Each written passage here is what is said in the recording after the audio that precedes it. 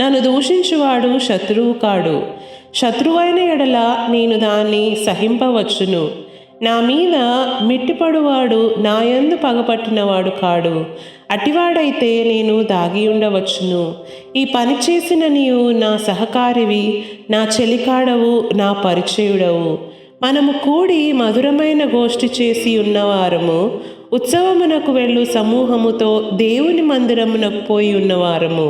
వారికి మరణము అకస్మాత్తుగా వచ్చునుగాక.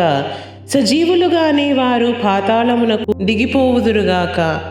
చెడుతనము వారి నివాసములలోను వారి అంతరంగమునందును ఉన్నది. అయితే నేను దేవునికి మొరపెట్టుకొందును, యెహోవా నన్ను రక్షించును. సాయంకాలమున, ఉదయమున, మధ్యాహ్నమున నేను ధ్యానించుచు మొరపెట్టుకొందును. ఆయన నా ప్రార్థనను ఆలకించును. నా శత్రువులు అనేకులై ఉన్నారు, అయినను వారు నా మీదికి రాకుండానట్లు సమాధానము కలుగజేసి ఆయన నా ప్రాణమును విమోచించి ఉన్నాడు. పురాతన కాలము మొదలుకొని ఆసీనుడగు దేవుడు మారు మనస్సు లేని వారై తనకు భయపడని వారికి ఉత్తరం ఇచ్చును. తమతో సమాధానముగానున్న వారికి వారు బలాత్కారము చేయుదురు, తాము చేసిన నిబంధనను అతిక్రమింతురు.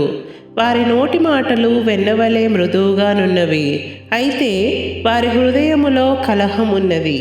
వారి మాటలు చమురు కంటే నునుపైనవి, అయితే అవి వరదీసిన కత్తులే.